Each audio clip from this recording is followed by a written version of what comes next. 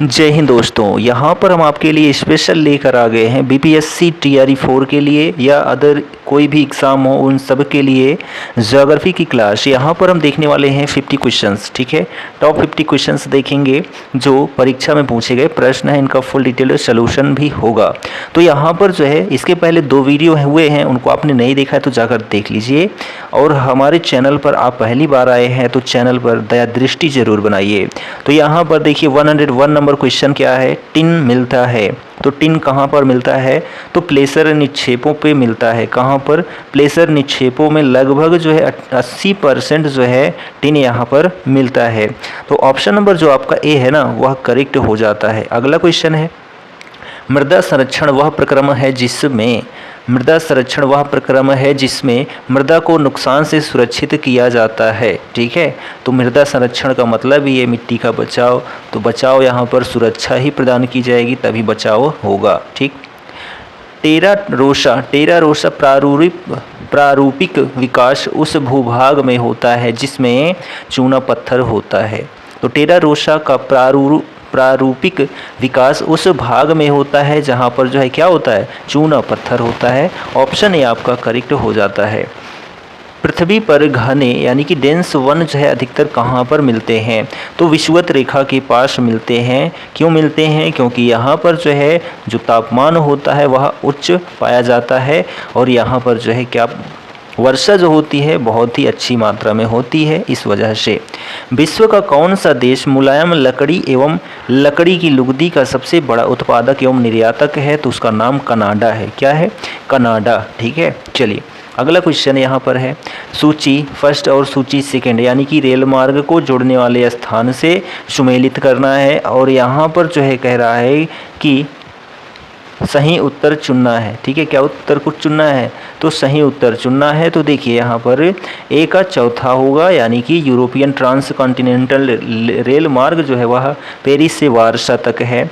और बी का जो है तीसरा यानी कि ट्रांस इंडियन रेल मार्ग जो है वह ब्यूनस आयर्स से वालपरेजो तक है।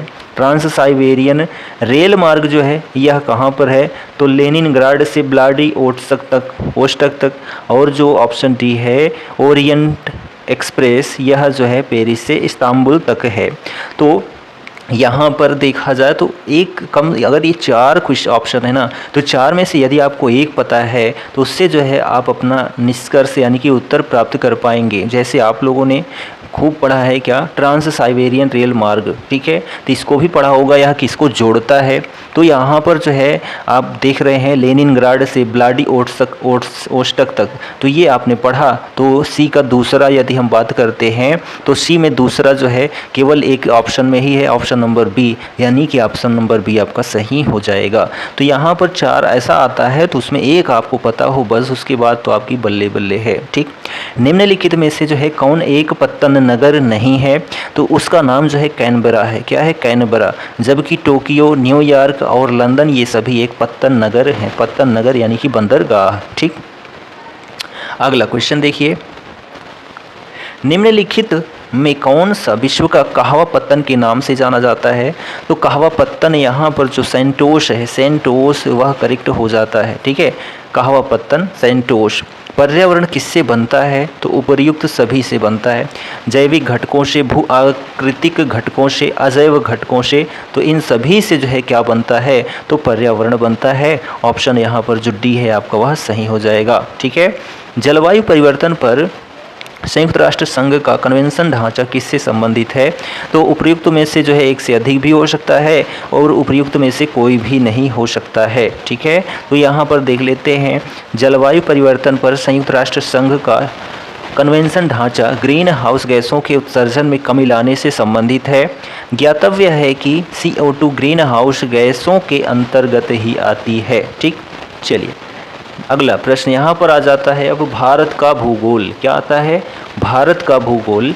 तो अभी हम लोगों ने देखा क्या, वर्ल्ड ज्योग्राफी यानी कि विश्व का भूगोल। अब हम देखने वाले हैं भारत का भूगोल, जो कि मोस्ट इम्पॉर्टेंट यहाँ पर जितने भी प्रश्न हैं वो सभी हैं, सभी एग्जाम के लिए हैं। ठीक है, भारत विस्तृत है, तो भारत विस्तृत यानी कि भारत का जो विस्तार है ना वह कहाँ कैसे है, तो यहाँ पर जो ऑप्शन नंबर डी है उपर्युक्त में से कोई नहीं ऑप्शन करेक्ट हो जाता है। ठीक है, अब यहाँ पर कह रहा है क्यों, ठीक है, आप क्वेश्चन करेंगे क्यों, तो भारत की मुख्य भूमि का विस्तार उत्तर पूर्वी गोलार्ध में 8 डिग्री 4 मिनट उत्तर से 37 डिग्री 6 मिनट उत्तरी अक्षांश तक है, आपने खूब पढ़ा है। और जो देशांतरीय विस्तार है वह 68 डिग्री 7 मिनट पूर्व से 97 डिग्री 25 मिनट पूर्वी देशांतर के मध्य में स्थित है। कर्क रेखा भारत के लगभग बीचों बीच से गुजरती है, जिससे जो भारत है वह 2 भागों में बंट जाता है। ठीक, चलिए, भारत का क्षेत्रफल संसार के क्षेत्रफल का 2.4% है, परंतु इसकी जो है क्या जनसंख्या, तो जनसंख्या जो है भाई संपूर्ण मानव जाति का 17% जो है कहाँ पर निवास करती है जनसंख्या, तो भारत देश में, लेकिन इसके पास जो ज़मीन है या क्षेत्रफल है वो 2.4% ही है। ठीक है, तो विश्व में नंबर 1 पर हमारा भारत देश आ गया है, उसके लिए बहुत बहुत शुभकामनाएं कि जनसंख्या में पहले स्थान पर है। भारत का क्षेत्रफल जो है 32,87,263 वर्ग किलोमीटर है। ठीक है, तो यानी कि 2.4% है। प्रतिशत में बात करें तो जो संसार के समस्त क्षेत्रफल के स्थलीय भाग का लगभग 2.4% है, जबकि भारत में संपूर्ण विश्व की 16.51% यानी 16.51% जनसंख्या निवास कर रही थी 1990 तक की जनसंख्या के आधार पर। ठीक है, अतः निकटतम सही उत्तर विकल्प जो है वह बी है, जबकि वर्तमान संदर्भ में लगभग 17.5% जो है क्या है, तो जनसंख्या है कहाँ पर, तो भारत देश में। ठीक है, भारतीय प्रामाणिक समय इंडियन स्टैंडर्ड टाइम एवं जो है ग्रीनविच माध्य समय, ठीक है, यानी कि ग्रीनविच मीन टाइम में अंतर कितना पाया जाता है, तो भाई आप लोगों ने पढ़ा है 5.5 घंटे। ठीक है, 5.5 घंटे। तो भारतीय मानक समय 82 डिग्री 30 मिनट पूर्वी देशांतर से लिया जा रहा है और यह देशांतर रेखा प्रयागराज मिर्जापुर से होकर गुजरती है। भारतीय मानक समय यानी कि IST ग्रीनविच माध्य समय से जो है 5.5 घंटे जो है क्या है, आगे है। ठीक है, यानी कि भारतीय मानक समय जो है वह ग्रीनविच मीन टाइम से 5.5 घंटे आगे है। ठीक, चलिए, हुंडू जलप्रपात निर्मित है, तो हुंडू जलप्रपात जो है स्वर्ण रेखा नदी पर जो है निर्मित है, जो हुंडू जलप्रपात है। ठीक है, चलिए, तो देखिए हुंडू जलप्रपात रांची से, ठीक है, यानी कि झारखंड की कैपिटल रांची से 45 किलोमीटर की दूरी पर स्वर्ण रेखा नदी पर स्थित है और इसकी ऊंचाई 320 फीट यानी कि 98 मीटर है। भारत की सर्वोच्च चोटी है, तो भारत की जो सर्वोच्च चोटी है वह कौन सी है, तो गॉडविन ऑस्टिन, जिसको हम लोग जो है K2 के नाम से जानते हैं, और यह जो है POK में स्थित है, पाक अधिकृत कश्मीर में स्थित है। लेकिन यहाँ पर सबसे बड़ी समस्या ये है कि यहीं पर जो है कोई भी आयोग है, अलग अलग स्टेट है उनका अपना अपना एक आयोग है, कोई जो है K2 को मानता है तो कोई कंचनजंगा को मानता है। ठीक है, तो यहाँ पर जो है BPSC ने K2 को माना है, तो आपको K2 को ही आपको ध्यान रखना है, ना कि कंचनजंगा को। ठीक है, तो देखिए यहाँ पर जो है कुछ चोटियाँ हैं। ठीक है, एवरेस्ट, माउंट एवरेस्ट 8,850 है, कहीं कहीं पर आपको 8,848.86 मीटर मिलता है और यह विश्व की सबसे ऊंची चोटी है, नेपाल में स्थित है। गॉडविन ऑस्टिन यानी कि K2 8,611 मीटर है, जो कि भारत POK में स्थित है। ठीक है, POK में स्थित है, पाक अधिकृत कश्मीर। कंचनजंगा 8,598 मीटर ऊंची है, जो कि कहाँ पर है, तो भारत में है। ठीक है, मकालू 8,463 मीटर है, कहाँ पर है, तो नेपाल में है। स्पष्ट है कि गॉडविन ऑस्टिन भारत की सर्वोच्च पर्वत चोटी है और यह भारत के केंद्र शासित प्रदेश लद्दाख में स्थित है वर्तमान में। इस क्षेत्र पर पाकिस्तान का अवैध कब्जा है। कैसा है, तो अवैध कब्जा है, जिसको POK इसीलिए कहते हैं। ठीक, हिमालय में हिमरेखा निम्न के बीच होती है, तो जो है 4300 से लेकर 6000 मीटर पूर्व में हिमालय हिमरेखा होती है। ठीक है, तो ऑप्शन ए आपका करेक्ट हो जाएगा। अगला क्वेश्चन देखिए कि हिमालय का पर्वत पदीय प्रदेश है, तो उसको शिवालिक कहते हैं। क्या कहते हैं, शिवालिक। ठीक है, हिमालय का पर्वत पदीय प्रदेश शिवालिक श्रेणी के दक्षिणी भाग पर स्थित है। ये हिमालय की सबसे दक्षिणी श्रेणियां हैं। शिवालिक के उत्तरी ढालों तथा लघु हिमालय के दक्षिणी ढालों के मध्य में अनेक चौरस तल वाली संरचनाएं घाटियां स्थित हैं। शिवालिक श्रेणी का निर्माण जो है हुआ, तो शिवालिक श्रेणी का जो निर्माण होता है वह सेनोजोइक में होता है। किसमें? सेनोजोइक में होता है। अगला है यहाँ पर कि भारत के अतिरिक्त प्रायद्वीपीय पर्वत निर्मित हुए तो सेनोजोइक महाकल्प में, तो ऑप्शन डी आपका करेक्ट है। छोटा नागपुर पठार जो है वह एक अग्र गंभीर है। ठीक है, क्या है?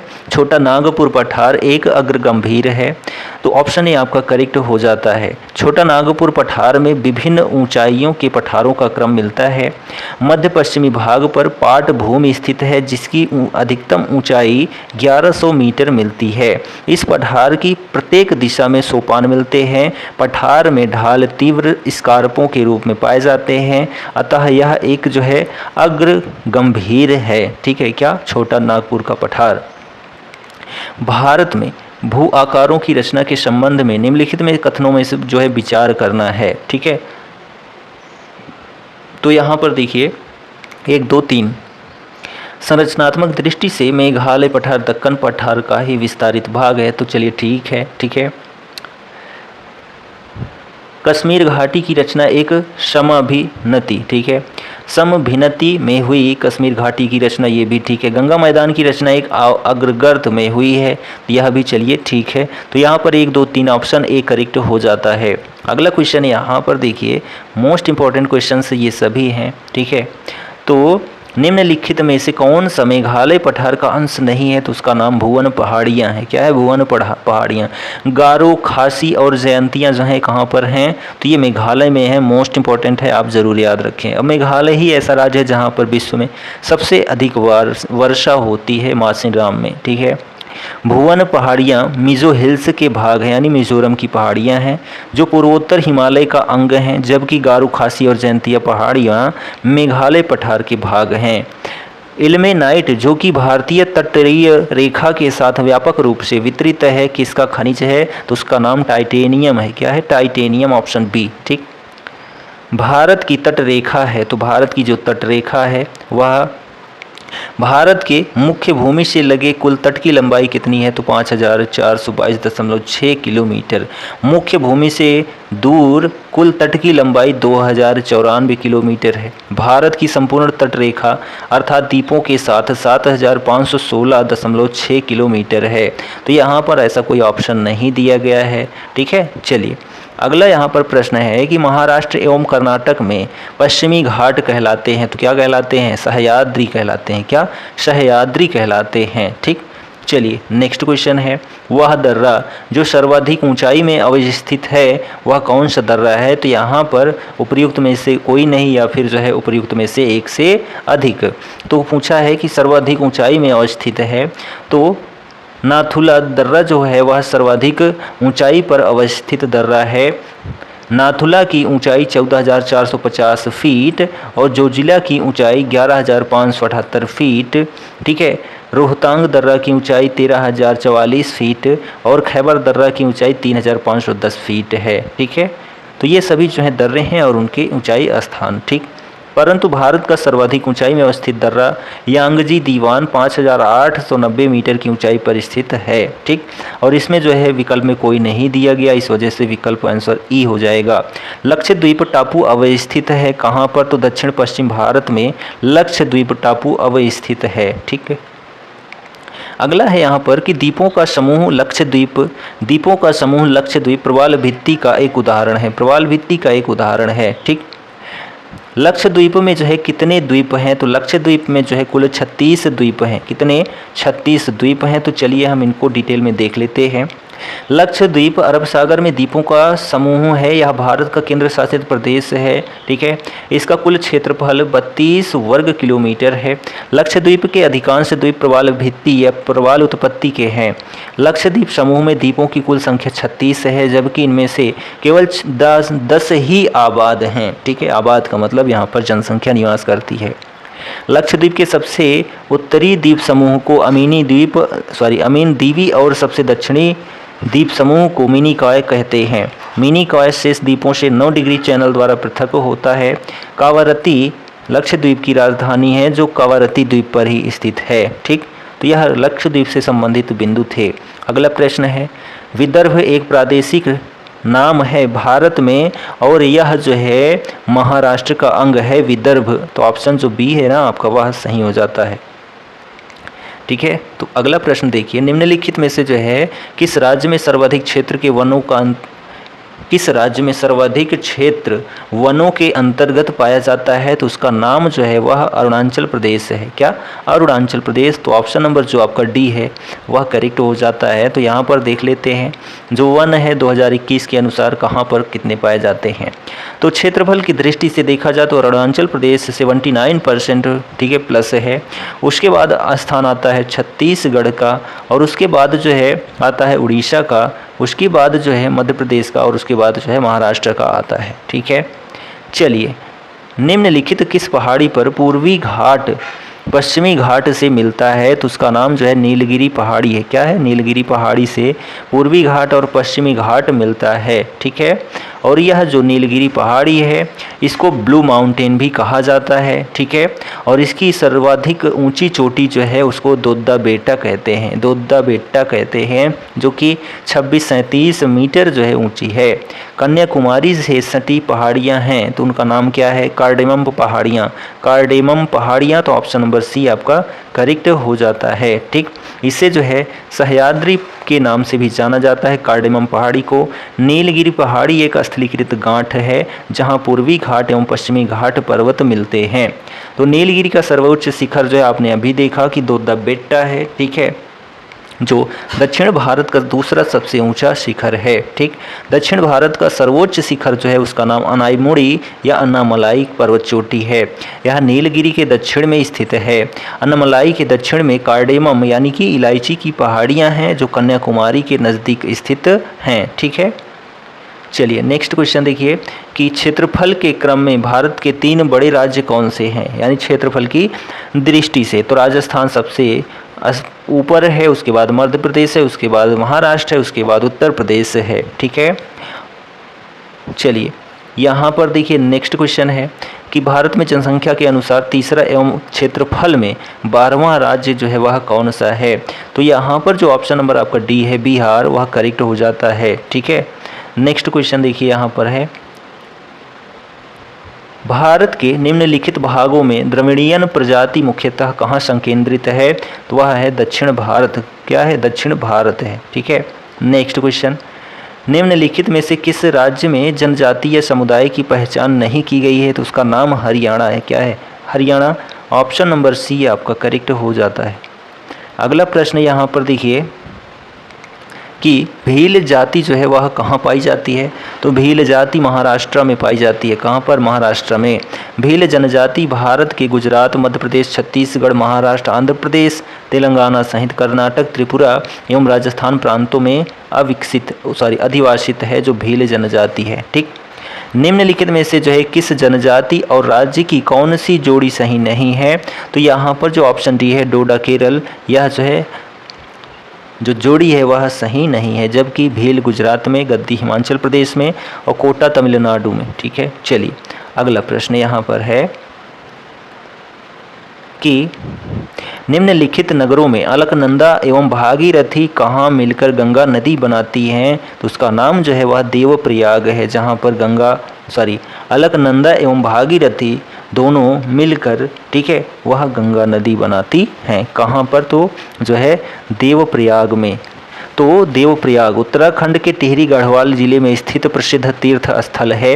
यह अलकनंदा तथा भागीरथी नदियों के संगम पर स्थित है। इसी संगम स्थल के बाद से नदी को गंगा के नाम से जाना जाता है। देवप्रयाग उत्तराखंड के 5 प्रयागों में से एक है। ठीक है, अगला क्वेश्चन है यहाँ पर, भारत में यरलुंग जंगबो नदी को किस नाम से जाना जाता है? तो ब्रह्मपुत्र नदी को भारत में यरलुंग जंगबो नदी को जो है जाना जाता है। किसको? ब्रह्मपुत्र नदी को। ठीक है, और इसे बंगाल में जमुना के नाम से जाना जाता है। ठीक, तिब्बत में सांगपो के नाम से जाना जाता है। तेल नदी निम्नलिखित नदियों में से किसकी सहायक नदी है? तो ये उपर्युक्त में से कोई नहीं या इनमें से जो है एक से अधिक नदी। तो तेल नदी महानदी की प्रमुख सहायक नदी है, ठीक है। तो यह ऑप्शन में नहीं दिया गया था। तो यह उड़ीसा राज्य की प्रमुख नदी है। महानदी की अन्य सहायक नदियों में शिवनाथ, जोंक, हंसदो, ईब, मांड आदि हैं, ठीक है। नेक्स्ट क्वेश्चन है, निम्नलिखित कौन सी नदियां बंगाल की खाड़ी में गिरती हैं? निम्न में से कौन सी नदियां बंगाल की खाड़ी में गिरती हैं? तो यहाँ पर जो है गंगा, ब्रह्मपुत्र और गोदावरी, महानदी, कृष्णा, कावेरी, ये सभी जो हैं कहाँ पर गिरती हैं? तो बंगाल की खाड़ी में गिरने वाली नदियां हैं, ठीक है। अगला यहाँ पर है कि निम्नलिखित में से जो है गंगा नदी घाटी का भाग कौन सी उपनदी है? तो इन उपयुक्त में से कोई नहीं या इनमें से एक से अधिक। तो उत्तरी कोयल झारखंड से बहने वाली एक नदी है जो सोन नदी की एक सहायक नदी है। यह सोन नदी के दाहिने तट पर मिलती है। सोन नदी दक्षिणी भाग से गंगा नदी में मिलने वाली दूसरी सबसे बड़ी सहायक नदी है। पहली जो सहायक नदी है सबसे बड़ी वह यमुना नदी है जो पटना के पास गंगा में मिलती है, ठीक। चलिए अगला प्रश्न यहाँ पर देखते हैं। सोन और गंगा नदी का संगम बिहार के किस जिले में स्थित है? तो उसका नाम पटना है, ठीक है। पटना में जो है कौन सा संगम स्थित है किस नदी का? तो सोन और जो है गंगा नदी का संगम स्थित है, ठीक। निम्नलिखित में से कौन सा शहर गंगा नदी के किनारे स्थित नहीं है? तो उसका नाम जो है उत्तरकाशी है। क्या है? उत्तरकाशी, ठीक है। गंगा नदी की प्रधान शाखा जो है भागीरथी है जो उत्तराखंड के उत्तरकाशी जिले के गोमुख नामक स्थान से निकलती है, ठीक है। अगला यहाँ प्रश्न है कि निम्नलिखित में से कौन सा एक सबसे सूखा स्थान है? तो उसका नाम लेह है। क्या है? लेह, ठीक। अगला क्वेश्चन है यहाँ पर कि अमृतसर एवं शिमला लगभग ही एक अक्षांश पर स्थित हैं, परंतु उनकी जलवायु में भिन्नता का कारण क्या है? तो उनकी ऊंचाई में भिन्नता ही सबसे बड़ा कारण है, ठीक है। अगला यहाँ प्रश्न है कि भारत की सर्वाधिक वर्षा मुख्यतः प्राप्त होती है। भारत की सर्वाधिक जो है वर्षा मुख्यतः प्राप्त होती है। तो ऑप्शन नंबर सी, ठीक है, दक्षिण पश्चिम मानसून से, ठीक है। दक्षिण पश्चिम मानसून से जो है भारत में सबसे अधिक वर्षा होती है। आज की डेट का आखिरी प्रश्न है। हम 50 क्वेश्चन ही पर डे अटेंड करेंगे, टेंशन आप मत लीजिए। दुम्मटी यानी कि लोम मिट्टी में मिट्टी का कौन सा कण मिलता है? तो उसको जो है सभी प्रकार के कण मिलते हैं।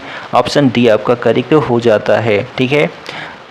तो हम लोगों ने यहाँ पर जो है बीपीएससी का जो PYQ है वह देखा, वो भी वर्ल्ड ज्योग्राफी और जो है इंडियन ज्योग्राफी के अंतर्गत। यह वीडियो आपको कैसा लगा कमेंट करके ज़रूर बताएं और अपने दोस्तों में शेयर ज़रूर करें। तो हम मिलते हैं अगले वीडियो में, तब तक के लिए जय हिंद, goodbye and take care.